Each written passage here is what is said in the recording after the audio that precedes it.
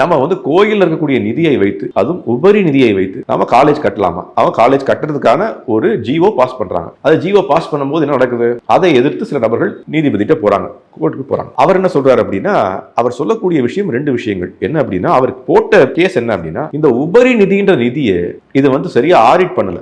அவங்க என்ன கேட்கறாங்க, உபரி நிதின்ற ஒரு டெஃபினிஷனே முதல்ல தப்பா இருக்கு. என்ன காரணம்?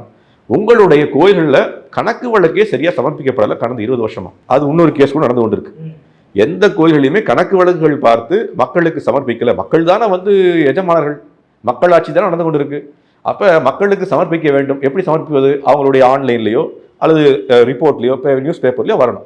20 வருஷமா வந்ததே கிடையாது. பல கோயில்களுக்கு நடந்ததே கிடையாது. அப்ப அவர் கேட்கிற கேள்வி கரெக்டாக தான் தெரியுது. என்ன சொல்றாரு? உபரி நிதின்ற சொல்றீங்க, அது உபரி நிதி தானா? எப்படி உங்களுக்கு தெரியும்?